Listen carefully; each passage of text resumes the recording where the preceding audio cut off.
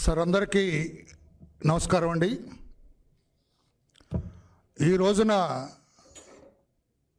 రాష్ట్రంలో ప్రజాస్వామ్యానికి ఒక చీకటి రోజు ఇది.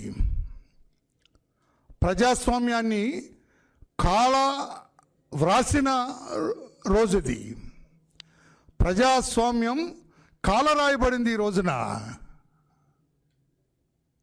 రోజున చంద్రబాబు నాయుడు గారిని అక్రమంగా నిర్బంధించటం, గత 4 గంటలుగా రేణిగుంట ఎయిర్పోర్ట్లో నేల మీద కూర్చోబెట్టడం, ఇవంతా కూడా జగన్మోహన్ రెడ్డి గారి డైరెక్షన్లో,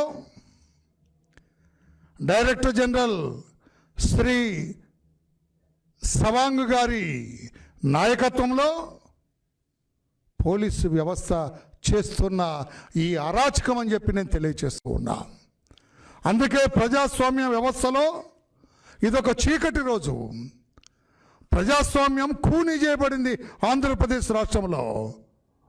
ఖూనీ చేసిన ఈ ఖూనీ కోరులు ఎవరు? ఒకటి జగన్మోహన్ రెడ్డి గారు రాష్ట్ర ముఖ్యమంత్రి,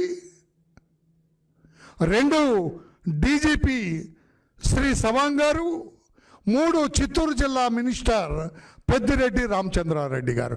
ఈ ముగ్గురు ఒక ముఠాగా ఏర్పడి ఒక కాన్స్పిరసీ కుట్రబన్ని చంద్రబాబు నాయుడు గారిని ఈ రోజున చిత్తూరు వెళ్లకుండా, అక్కడ ధర్నా చేయకుండా, తిరిగి వచ్చి తిరుపతి రాకుండా, తిరుపతిలో ధర్నా చేయకుండా ఎయిర్పోర్ట్లోనే దించి వెళ్ళటానికి వీల్లేదని ఒక కుంటి సాకులు చెప్పి ఆయన్ని నిర్బంధిస్తారా వందలాది మంది పోలీసులు వచ్చి? ఇదేమి ప్రజాస్వామ్యం అండి?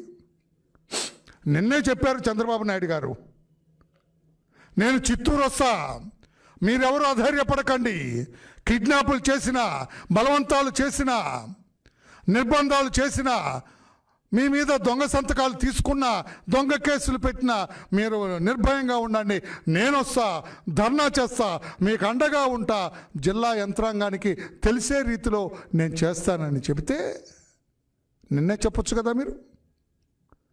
చంద్రబాబు గారు కోవిడ్ చాలా విశృంఖలంగా ఉంది చిత్తూరులో, మీరు రావద్దండి, ఎలక్షన్ కోడ్ ఉంది, మీరు రావద్దండి అని. ఎంత అమాయకులంటే ఈ పోలీసు వ్యవస్థ. ఎలక్షన్ కోడ్లో భాగమే ఆయన చిత్తూరు వచ్చేది. ఎందుకు చిత్తూరు వస్తున్నారు? ఏమన్నా పెళ్ళికి వస్తున్నారా? ఏదైనా శుభకార్యానికి వస్తున్నారా? ఎలక్షన్ ప్రాసెస్లో సజావుగా సాగకుండా ఇద్దరిని తండ్రి కొడుకులంటే ఈ పెద్దిరెడ్డి రామచంద్రారెడ్డి, ఆయన సన్ మిథున్ రెడ్డి ఎంపీ గారు, వీళ్ళిద్దరి అండదండలతోటి 27వ తారీఖున రాత్రి నుంచి ఒక టీడీపీ యువత లీడర్ అసలు కనిపించడం లేదు. అతను హీ వాజ్ కిడ్నాప్డ్. తర్వాత 2 వ్యక్తుల్ని ఫోన్ చేసి పిలిపించి బలవంతంగా సంతకాలు తీసుకున్నారు. టౌన్ కన్వీనర్ మీద 307 కేసు, దొంగ కేసు పెట్టినారు. అతని భార్య పోటీ చేస్తుంటే ఆమె మీద తప్పుడు కేసులు పెడుతున్నారు. ఈ రకంగా చిత్తూరు జిల్లాలో మొత్తం యునానిమస్ చేసుకోవాలి, పోటీలో ఉన్న వాళ్ళు ఎవరైనా ఉంటే వారు విత్డ్రా చేసుకోవాలని ఒక నిర్బంధం చేస్తూ ఉన్నారు. కొంతమందికి ఫోన్లు చేసి బెదిరించారు, జాగ్రత్త, ఎన్నికల్లో మీరు పోటీలో ఉంటే మీకు అధోగతి, మీరు జైలుకి వెళ్ళటం ఖాయం, మీ మహిళలను కూడా జైలుకు పంపిస్తాం అని రకంగా బెదిరిస్తుంటే అందరూ గగ్గోలు పెడితే మా వాళ్ళందరూ చంద్రబాబు గారు వస్తా అన్నారు. తిరుపతిలో కూడా అలా ఉంది, అలాగే జరుగుతుంది. అంటే తిరుపతిలో కూడా వస్తాను, ఎలక్షన్ క్యాంపెయిన్లో నేను పాల్గొంటా, నేను ఆ అధికార యంత్రాంగానికి మీ ఇబ్బందులన్నీ వారి దృష్టికి తీసుకొస్తా అని చెప్పారు. అందుకని కరోనా ఇప్పుడు వచ్చిందండి? చంద్రబాబు గారికేనండి కరోనా అడ్డొచ్చేది? నిన్న భూమన కరుణాకర్ రెడ్డి గారు 1000 మందితో ఆయన ఊరేగింపు చేసిన తిరుపతిలో కరోనా అడ్డం రాదండి? అంటే వైసీపీ వాళ్ళని కరోనా కుట్టదా? కరోనా కాటేదా వైసీపీ వాళ్ళని? వైసీపీ వాళ్ళకి ఎలక్షన్ కోడ్ అడ్డు రాదా వాళ్ళ ఊరేగింపులకి, వాళ్ళ ప్రచారానికి? నేను అడుగుతున్నా డైరెక్టర్ జనరల్ శ్రీ సవాంగ్ గారిని, ఏకపక్షంగా ఎందుకు వ్యవహరిస్తున్నారు మీరు? ఇంత సీనియర్ ఆఫీసర్ మీరు ఏకపక్షంగా ఎందుకు వ్యవహరిస్తున్నారు? మీరు పదే పదే భావస్వేచ్ఛ అంటారు. చంద్రబాబు నాయుడు గారి కాన్వాయ్ మీద చెప్పులు వేస్తే, రాళ్ళు వేస్తే, కర్రలతో కొడితే మీరు ఆ రోజున ఏమన్నారు? ఆర్టికల్ 19 ప్రకారం భావ స్వేచ్ఛ ఉన్నది అందరికన్నారు. అహో, అద్భుతంగా చెప్పారు రాజ్యాంగం గురించి. రాజ్యాంగ నిష్ణాతులు మీరు అనుకున్నాం మేమందరం. మరి ఈ రోజున చంద్రబాబు గారికి భావ స్వేచ్ఛ రాదండి? ఆర్టికల్ 19 ఆయనకు వర్తించదండి? ఆర్టికల్ 19 ప్రకారం ఆయనకు భావ స్వేచ్ఛ లేదా? ఆయన రకంగా నిర్బంధిస్తారా? బలవంతంగా తిరిగి హైదరాబాద్ పంపడానికి ప్రయత్నం చేస్తారా? తిరిగి విజయవాడ పంపడానికి ప్రయత్నం చేస్తారా? ఇది ఎక్కడ న్యాయం అని చెప్పి నేను అడుగుతున్నా. ఇది ప్రజాస్వామ్య వ్యవస్థ ముఖ్యమంత్రి గారు అని చెప్పి నేను అడుగుతున్నా. ఆయన 14 ఏళ్ళు ముఖ్యమంత్రి చేసిన వ్యక్తి, 40 సంవత్సరాలుగా రాజకీయంలో ఉన్న వ్యక్తి,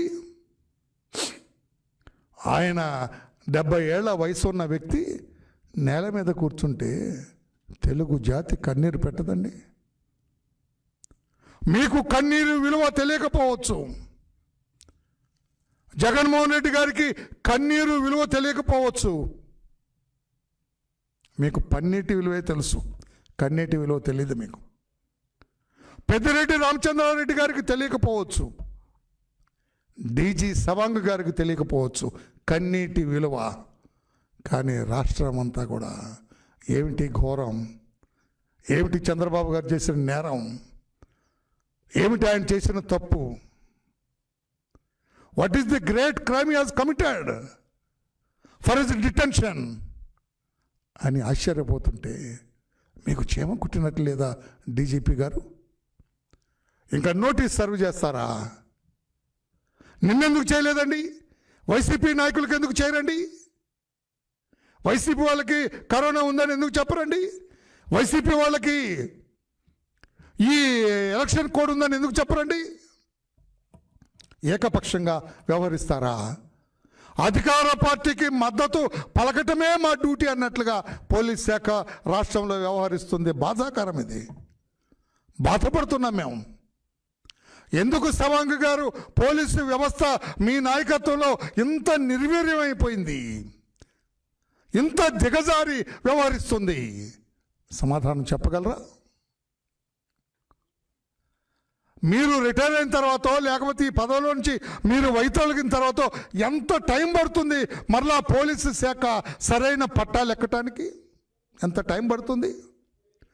అంతగా నాశనం చేశారు మీరు పోలీసు వ్యవస్థని, అంతగా దిగజార్చారు మీరు పోలీసు వ్యవస్థని, అంతగా జీహుజూర్ అంటనే పోలీస్ శాఖ అన్నట్లుగా చేస్తున్నారు. లేకపోతే 85 గ్రామాలు ఏకగ్రీవం అయితే చీమ కుట్టదండి మీకు? మీరు అడగరా ఎస్పీని వాళ్ళందరినీ ఎట్లా అయిందా అంటే అక్కడ పార్టీ అంతా వన్ సైడా అనొద్దండి. మరి అంతకుముందు 83లో 2013లో జరిగిన ఎన్నికల్లో అంత రాలేదే ఆయనకి?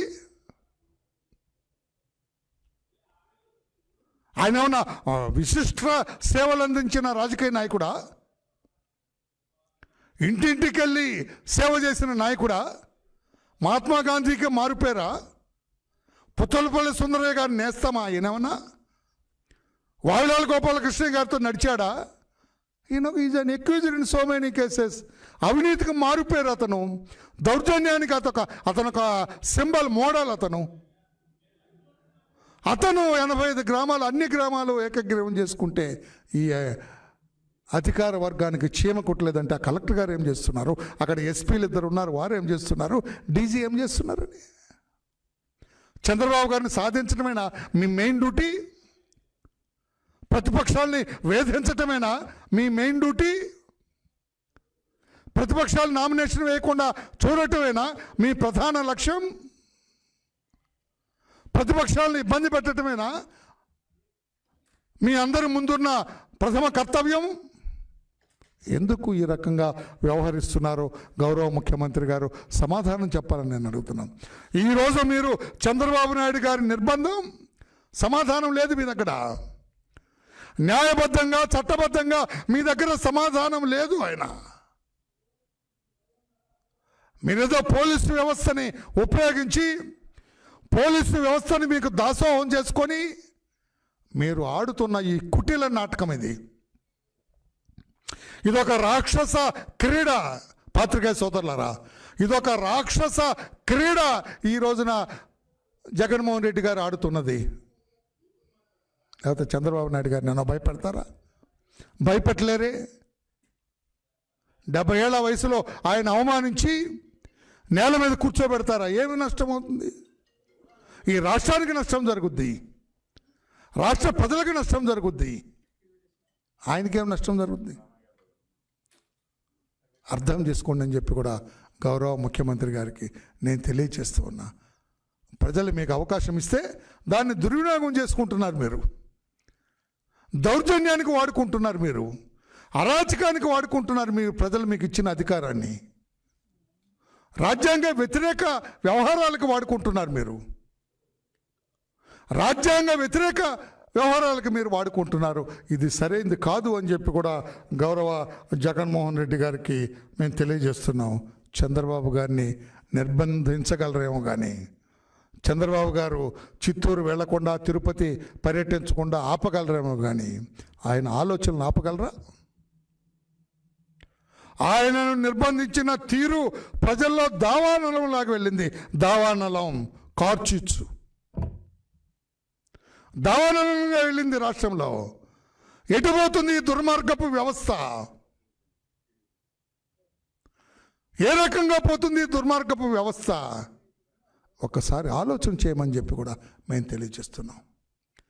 అయ్యా ఇలా జరుగుతుంది, మీరు ఇంటర్ఫీర్ అవ్వండి, ఎలక్షన్ కమిషనర్గా మీరు గట్టిగా వ్యవహరించండి అంటే ఆయన కోపోద్రిక్తుడు అవుతున్నాడు. ఆయన నాకెవరు ఏం చెప్పక్కర్లేదు అంటున్నారు. ఇదేం ప్రజా వ్యవస్థ అండి? ఎలక్షన్ కమిషన్ దీనికి ఉంది. 4 దయచేసి వినాలా, ఎలక్షన్ కమిషనర్ దగ్గర జరిగింది కూడా చెబుతున్నాను ఇక్కడే.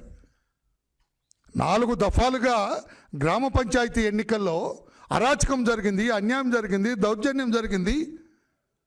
మీరిచ్చిన ఉత్తర్వులకు వ్యతిరేకంగా మీ పీఓలు, ప్రిసైడింగ్ ఆఫీసర్స్, మీ ఆర్ఓలు, రిటర్నింగ్ ఆఫీసర్స్ వ్యవహరించారు.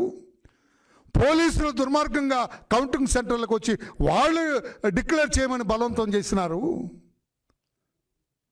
కరెంట్ ఆగిపోద్ది, వైసీపీ నాయకులు వస్తారు, కరెంట్ వస్తుంది, ఓడిపోయినవాడు గెలుస్తాడు, గెలిచినవాడు ఓడిపోతారు. ఇదంతా జరుగుతుందని చెబితే వినటానికి కూడా ఇష్టపడలేదు ఆయన. ఏదో మమ్మల్ని కంట్రోల్ చేస్తాం. మమ్మల్ని కంట్రోల్ కాదు సార్ చేయవలసింది ఎస్సీసీ నిమ్మగడ్డ రమేష్ కుమార్ గారు. మీరు కంట్రోల్ చేయాల్సింది అధికార యంత్రాంగం ఎవరైతే ఈ ఎన్నికల ప్రక్రియలో పాల్గొంటున్నారో వాళ్ళని కంట్రోల్ చేసి వాళ్ళు ఫ్రీ అండ్ ఫెయిర్ పోలింగ్ జరిగేటట్టుగా వాళ్ళు చూడాలి. ఎందుకో తెలియదు, ఆ రోజున 7వ తారీఖు అనుకోండి, నాకు బాగా గుర్తు, మీరు గవర్నర్ గారిని కలిసిన దగ్గర నుంచి కూడా మీలో చాలా మార్పు వచ్చింది. ఎందుకో నాకు తెలీదు. అంతకుముందు బాగానే ఉన్నారు మీరు. గవర్నర్ గారికి మీకు మధ్య ఏం జరిగిందో ఆ రోజు నుంచి ఒక మెతక వైఖరి అవలంబిస్తున్నారు. ఏదో ఎన్నికలు దులుపుకొని పోవాలన్న ఆలోచన ఉంది తప్పితే సజావుగా ఫెయిర్గా ఎన్నికలు జరగాలన్న ఆలోచన మీకు లేదు. అంతమంది పోలీస్ అధికారులు దుర్మార్గంగా దౌర్జన్యంగా వ్యవహరించారని మీకు కంప్లైంట్ ఇస్తే ఒక్క కంప్లైంట్లో కూడా మీరు యాక్షన్ తీసుకోలేదు. కౌంటింగ్ దుర్మార్గంగా డిక్లేర్ చేశారు, ఓడిపోయిన వాళ్ళని గెలిచినట్లుగా చేశారు, అధికార పార్టీకి అనుకూలంగా చేశారంటే ఒక్క దాంట్లో కూడా మీరు చర్య తీసుకోలేదు. బలవంతంగా విత్డ్రా చేయించారు అంటే మీరు యాక్షన్ తీసుకోలేదు. నామినేషన్ వేయకుండా అడ్డుకున్నారంటే యాక్షన్ తీసుకోలేదు. మీకు ఎందుకండి ఎలక్షన్స్? వన్ సైడ్కి చేసుకోండి, మీరే డిక్లేర్ చేసుకోండి ఎలక్షన్స్. ప్రశాంత వాతావరణంలో ఎన్నికలు జరిగాయని మీరు చెప్పగలరా యాజ్ ఎలక్షన్ కమిషనర్? ఇప్పుడు చంద్రబాబు గారి నిర్బంధాన్ని మీరు అంగీకరిస్తా, సమర్థిస్తారా ఎలక్షన్ కమిషనర్ నిమ్మగడ్డ గారు? చంద్రబాబు నాయుడు గారిని అక్కడ నిర్బంధించటం, చిత్తూరు వెళ్లకుండా ఆపటం, అక్కడ ధర్నా చేయకుండా చూడటం, అక్కడ ఇబ్బందులన్నీ జిల్లా యంత్రాంగానికి చెప్పకుండా ఆపటం, తెలియపరచకుండా ఆపటం మీరు సమర్థిస్తారా? ఎన్నికల కమిషనర్ గారు చెప్పండి. మీరు ఇలా ఉంటే మీ దగ్గర న్యాయం జరుగుతుందని ఎలా అనుకోవాలి మేము? మీరు న్యాయబద్ధంగా చట్టబద్ధంగా ఫెయిర్ అండ్ ఫ్రీ ఎలక్షన్స్ జరుపుతారని ఎలా అనుకోవాలి? మీ మీద మాకు కాన్ఫిడెన్స్ ఎలా ఉంటుంది? మా ఇబ్బందులే చెప్పుకోనివని మీరు, గతంలో జరిగిన అన్యాయాలే చెప్పుకొని, అరాచకాలే చెప్పుకోనివని మీరు మాకు ఎలా న్యాయం చేస్తారని నమ్మకం ఉంటుంది మీ మీద? మీరు పెట్టిన మీటింగ్ ఎందుకు? కంటి తుడుపు మీటింగ్. ఏమి సాధించారు ఆ మీటింగ్ వల్ల? తూతూ మంత్రంగా పెట్టి 5 నిమిషాలని చెప్పి మమ్మల్ని వెళ్ళగొడతారు అక్కడి నుంచి. ఇది కరెక్ట్ కాదు అని చెప్పి కూడా తెలియజేస్తూ, ముఖ్యమంత్రిగా మీ బాధ్యతలు మీరు నిర్వర్తించడం లేదు. మీ దగ్గర పనిచేసే వ్యవస్థలన్నీ కూడా దుర్మార్గంగా పనిచేస్తున్నాయి ముఖ్యమంత్రి గారు. మీ మంత్రులందరూ కూడా బరి తెగించి వ్యవహరిస్తున్నారు. మీరు 100% గెలవాలి మున్సిపాలిటీస్ అంటే వాళ్ళు విచ్చలవిడిగా దౌర్జన్యపూరితంగా 100% సెక్యూర్ చేయడం కోసం దౌర్జన్యంగా వ్యవహరిస్తున్నారు. అవన్నీ మీరు కంట్రోల్ చేయాలని చెప్పి కూడా, ప్రజాస్వామ్యాన్ని కాపాడాలని చెప్పి కూడా ముఖ్యమంత్రికి మేము తెలియజేస్తున్నాం. ఎన్నికల ప్రక్రియ ప్రతి కార్యక్రమం కూడా సజావుగా సాగేటట్లుగా చూడాలి. ఈ రకంగా ఎలక్షన్ కమిషన్ ఉంటే ఎన్నికలు రాష్ట్రంలో సజావుగా జరగవు, ప్రశాంతంగా జరగవు, ఫ్రీ అండ్ ఫెయిర్ పోలింగ్ జరగదని చెప్పి కూడా సుస్పష్టంగా మేము తెలియజేస్తున్నాం. మీరు మీ విద్యుక్త ధర్మాన్ని కొంచెం కఠినంగా వ్యవహరించాలా, కట్టుదిట్టంగా వ్యవహరించాలా, అందరినీ సమదృష్టితో చూడాలా. అధికార పార్టీ వైపు మొగ్గు చూపడానికి వీల్లేదు. అందరినీ సమదృష్టితో చూడాలి. తప్పు చేసిన వాళ్ళని శిక్షించాలి. అన్యాయానికి గురైన వాళ్ళకి అండగా ఉండాలి. దౌర్జన్యపూరితంగా వ్యవహరిస్తున్న వాళ్ళని శిక్షించాలి. దౌర్జన్యానికి లోనైన వాళ్ళని రక్షించాలని చెప్పి కూడా ఎలక్షన్ కమిషన్ని కోరుతూ, వెంటనే డీజీపీ గారు చంద్రబాబు నాయుడు గారిని ఆ బంధం నుంచి విముక్తులను చేసి చిత్తూరు పంపించాలి. వెంటనే చంద్రబాబు నాయుడు గారికి, రాష్ట్ర ప్రజలకి క్షమాపణ చెప్పాలి పోలీసు వ్యవస్థ. ఆయన ఆ రకంగా నిర్బంధించి నేల మీద కూర్చోబెట్టినందుకని చెప్పి కూడా తెలియజేస్తున్నాం. Thank you everybody. Any question on this you are at liberty to ask me please. Any question?